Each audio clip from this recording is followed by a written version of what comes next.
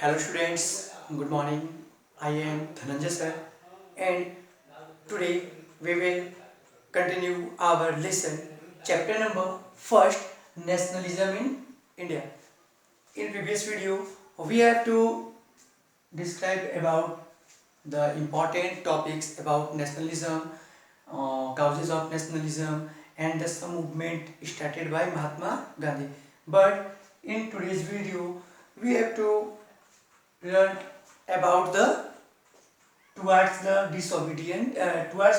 civil disobedient movement. In previous video we have to discuss all the points related to non-cooperation movement started by Mahatma Gandhi in the year of 1920 and 21, the Khilafat movement and all types of satyagraha movement created and started by Mahatma Gandhi in the during of Indian colonial period. But today we have to understand about towards civil disobedient movement. Towards civil disobedient movement. Okay, it means after the non-cooperation movement closed, Mahatma Gandhi decided to start a new type of movement, or this movement is called civil disobedient movement. It means Savinay Avagya Andolan. Okay, Savinay Avagya Andolan. This means civil disobedient means कि हम अंग्रेजों का support नहीं करेंगे। अंग्रेजों को हम जो भी अब प्रार्थना कर रहे हैं कि आप हमारे इंडिया को इंडिपेंडेंट कर दीजिए, अब हम ऐसा नहीं करेंगे क्योंकि हम लोगों ने बहुत ज़्यादा प्रार्थना करके देख लिया, बहुत ज़्यादा हम लोगों ने अंग्रेजों के सामने हाथ पैर जोड़ लिए कि आप हमें इंडिपेंडेंट कर दीजिए, बट अंग्रेज हमको इंडिपेंड नहीं कर रहे हैं, हमको स्वतंत्र नहीं कर रहे हैं। तो हम पढ़ेंगे towards civil disobedient movement. In 1922, Mahatma Gandhi decided to withdraw the non-cooperation movement. It means 1922 में महात्मा गांधी ने ये डिसाइड किया, यह फैसला किया कि जो नॉन कॉपरेशन मूवमेंट चलाया जा रहा है उस नॉन कॉपरेशन मूवमेंट को क्या किया जाए, अब बंद कर दिया जाए। तो Mahatma Gandhi decided to withdraw the non-cooperation movement because some causes of withdrawal the non-cooperation movement, कुछ ऐसे causes थे जिनकी वजह से महात्मा गांधी को non-cooperation movement को withdraw मीन्स क्लोज करना पड़ा, बंद करना पड़ा। चलिए फर्स्ट रीजन देखते हैं। फर्स्ट रीजन क्या था? This movement was the turning point of violence. This movement was the turning point of violence. It means Mahatma Gandhi prayed to all the citizens of India. The non-cooperation movement is started by the step of non-violence. But जैसे जैसे non-cooperation movement आगे बढ़ रहा था, the citizens of India decided to violent against the Britishers. Means Mahatma Gandhi का क्या कहना था कि हम लोग अहिंसा के कदम पे चल करके, अहिंसा को देखते हुए हम लोग अंग्रेजों के साथ लड़ाई करेंगे। लेकिन कुछ ऐसे लीडर्स थे भारत के जिन्होंने क्या किया कि अहिंसा की नीति को छोड़कर, ठीक है, मीन्स उन्होंने क्या किया, वायलेंट पॉलिसी को नॉन वायलेंसी की पॉलिसी को छोड़ के उन्होंने वायलेंट को चुना, मीन्स हिंसा को चुना। इसके लिए आप लोगों को याद होगा, हमने क्लास 8 में पढ़ाया था कि 5 फरवरी 1922 को क्या हुआ था? चौरी चौरा इंसिडेंट। चौरी चौरा इंसिडेंट कहाँ पे? गोरखपुर।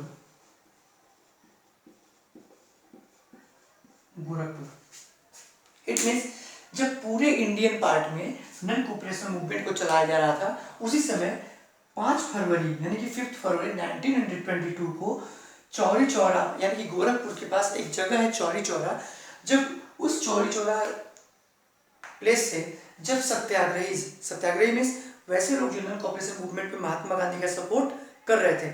जब सत्याग्रही चौरी चौरा के पास से गुजर रहे थे तो बीच में क्या हुआ, एक पुलिस की थाना पड़ी है ना, पुलिस चौकी पड़ी। तो सत्याग्रही ने क्या किया, सत्याग्रहियों ने क्या किया, उस पुलिस थाने को आग लगा दिया, ठीक है, जिसकी वजह से अप्रोक्सीमेटली 20 पुलिसमैन, अप्रोक्सीमेटली कितने 20 पुलिसमैन जल करके क्या हो गए, मर गए, है ना। There are approximately 20 policeman were dead in the Chauri Chaura incident. So Mahatma Gandhi was decided to withdraw the non-cooperation movement and Gandhi ji arrest by Britishers in 12 February 1922। ठीक है, नेक्स्ट रीजन क्या था, satyagrahi needed to be properly trained. Mahatma Gandhi को ऐसा लग रहा था कि अब जो भी हमारे सत्याग्रही हैं, जो हमारा सपोर्ट कर रहे हैं, वो वायलेंट कर रहे हैं हमें, जबकि इस मूवमेंट के लिए वायलेंट नहीं चाहिए, लेकिन हमारे जो सत्याग्रही हैं वो क्या कर रहे हैं, वायलेंट कर रहे हैं। इसीलिए उन्होंने ये डिसाइड किया कि हमारे अब जो भी सत्याग्रही होंगे उन सत्याग्रहियों को वेल ट्रेंड होने की आवश्यकता है। मीन्स हमारे ऊपर चाहे जैसी भी कंडीशंस आए, हमें किसी भी कंडीशन में वायलेंट नहीं करना है। इट मीन्स हमें नॉन वायलेंसी के आधार पे ही नॉन कोऑपरेशन मूवमेंट को आगे बढ़ाना है। तो महात्मा गांधी ने डिसाइड किया कि हमारे जो सत्याग्रही हैं उनको वेल ट्रेंड होने की जरूरत है। थर्ड पॉइंट तक क्या था, some leaders wanted to participate in the election to be provincial council. कुछ कांग्रेस के अंदर कुछ ऐसे लीडर्स थे जिनका ये मानना था कि हम लोग जो प्रोविंशियल जो इलेक्शन, जो प्रोविंशियल काउंसिल के लिए जो इलेक्शन होने वाला है, मीन्स प्रोविंशियल काउंसिल मीन्स जो प्रांतीय परिषदों के लिए जो इलेक्शन होने वाला है, हम लोग उस इलेक्शन में पार्टिसिपेट करें, और पार्टिसिपेट करने के बाद अगर हम लोग उस इलेक्शन में जीतते हैं तो हम लोग प्रोविंशियल काउंसिल में बैठेंगे और हम ब्रिटिशर्स की पॉलिसीज का, जो ब्रिटिशर्स जो पॉलिसी बनाएंगे उसके हम अगेंस्ट जाएंगे, उसका हम विरोध करेंगे, और इस तरह से हम लोग इंडिया को इंडिपेंडेंट करा सकते हैं। ये किसका मानना था, कांग्रेस के कुछ लीडर्स का। मीन्स कांग्रेस के कुछ लीडर का मानना क्या था कि हम लोग जो गवर्नमेंट ऑफ इंडिया एक्ट 1919 के अंतर्गत जो प्रोविंशियल काउंसिल के लिए जो इलेक्शन कंडक्ट होने वाला है, उस इलेक्शन में हम लोग पार्टिसिपेट करें, और ब्रिटिशर्स के बनाए गए जो भी पॉलिसीज हैं उन पॉलिसीज का हम लोग क्या करें, विरोध करें। ऐसा करने से हो सकता है कि अंग्रेज हमको इंडिपेंडेंट कर दें, अंग्रेज हमको स्वतंत्र कर दें। यानी कि ये ऐसे 3 काउजेस थे जिनकी वजह से महात्मा गांधी को नॉन कोऑपरेशन मूवमेंट को रोकना पड़ा। ठीक है, चलिए नेक्स्ट देखते हैं हम।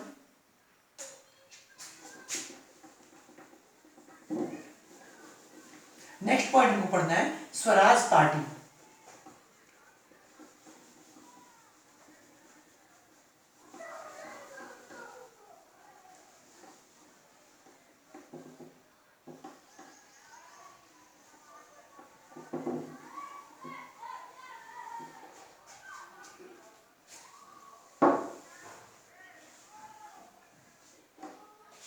नेक्स्ट है Swaraj party.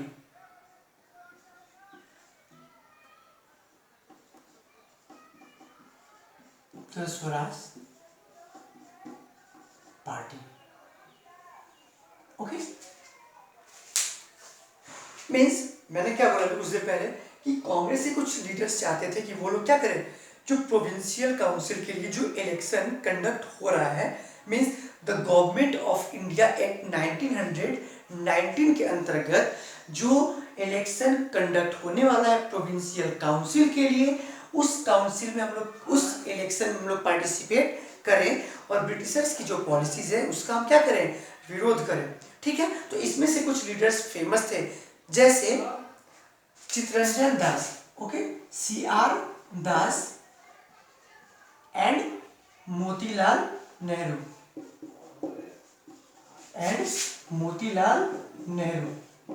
Means CR Das and Motilal Nehru कुछ ऐसे लीडर्स थे जिनका ये मानना था कि हम प्रोविंशियल काउंसिल के जो इलेक्शन होने वाला है उसमें पार्टिसिपेट करें। इसीलिए इन दोनों ने क्या किया, कांग्रेस पार्टी में रहते हुए ही, कांग्रेस पार्टी में रहकर इन लोगों ने क्या किया, 1922-23 में 1922 एंड 1923 में इन्होंने क्या किया, द स्वराज पार्टी को इन्होंने क्रिएट किया, है ना। इन्होंने 1922-23 में स्वराज पार्टी को क्रिएट किया। कहाँ पे?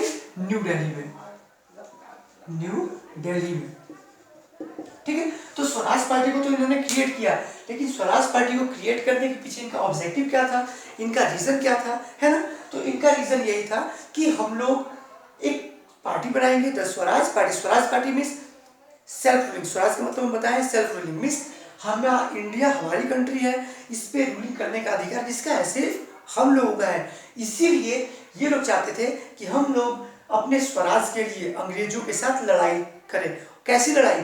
अंग्रेजों के साथ रहकर ही, मीन्स उनके साथ इलेक्शन में पार्टिसिपेट करें और उन्हीं के साथ रह के हम अपने इंडिया को स्वतंत्र कराने के लिए और स्वराज के लिए लड़ाई लड़े, ठीक है। इसीलिए इन्होंने क्या किया, 1922 और 1923 में इन लोगों ने स्वराज पार्टी बनाया। किसने? CR Das and Motilal Nehru. But इन्हीं के एक कुछ ऐसे लीडर्स थे जैसे सुभाष चंद्र बोस,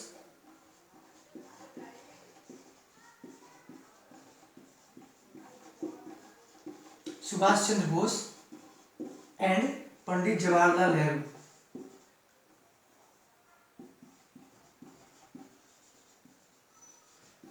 पंडित जवाहरलाल नेहरू, है ना। मीन्स अब कांग्रेस के ही कुछ ऐसे लीडर्स थे जो बहुत उग्र थे।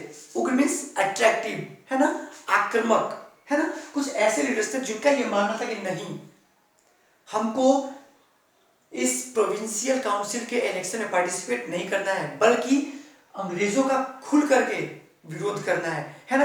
तो इनके अगेंस्ट इन लोगों ने ये सोचा कि हमको पूर्ण स्वराज के लिए डायरेक्ट अंग्रेजों से लड़ाई करनी चाहिए, है ना। तो इसके लिए क्या हुआ कि पंडित जवाहरलाल नेहरू और सुभाष चंद्र बोस की कोशिशों के बावजूद ऐसे बहुत सारे स्टेप्स इंडिया में उठाए गए जो हम इंडिपेंडेंट की तरफ धीरे धीरे बढ़ना शुरू किए। लेकिन इसी बीच ऐसे दो कारण हुए, ऐसे कुछ कारण हमारे इंडियन पॉलिटिक्स लाइफ में आया जिनकी वजह से हम लोग अपने स्वतंत्र भारत के सपने को और पीछे की तरफ लेके चले गए। मीन्स जो हमने सपना देखा था कि हम अपने इंडिया को स्वतंत्र करा दें, इसीलिए इसी बीच क्या हुआ, दो ऐसे कारण आ गए जिन कारण की वजह से क्या हुआ कि हम लोगों का जो सपना था वो कुछ टाइम पीछे चला गया। वो सपना क्या था, देखते हैं हम।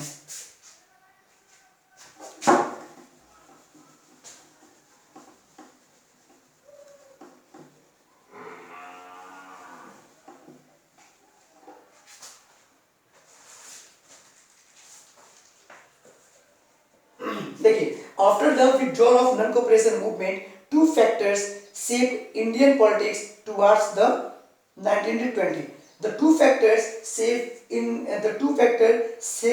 Indian politics. The two factors shaped the factors of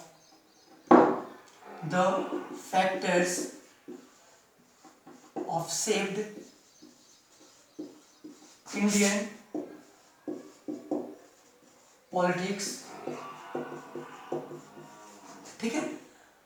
means कुछ ऐसे फैक्टर्स हमारे पास आ गए जिन फैक्टर्स की वजह से जो हमारा इंडियन पॉलिटिक्स जो शेप था, मीन्स हमारे जो इंडिया की जो राजनीति का जो स्वरूप था वो कुछ दिन पीछे चला गया। इसके लिए फर्स्ट क्या था कि द ग्रेट डिप्रेशन और the Simon commission.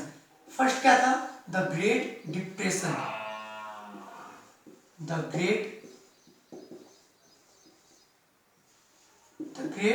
Depression in 1929 और सेकंड क्या था, the Simon commission, the Simon commission कब, 1927। इट मीन्स ये ऐसे टू काउजेस थे जिन काउजेस की वजह से, ठीक है ना, ये ऐसे टू काउजेस थे जिन काउजेस की वजह से क्या हुआ, जो हमारा इंडियन पॉलिटिक्स सेप्ट था वो पूरी तरीके से चेंज हो गया, ठीक है।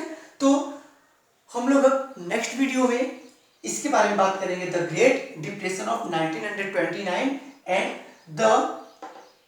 The Simon commission 1927। इसके बारे में हम लोग नेक्स्ट वीडियो में बात करेंगे। सो आज की वीडियो में फिलहाल इतना ही। That's all and thank you.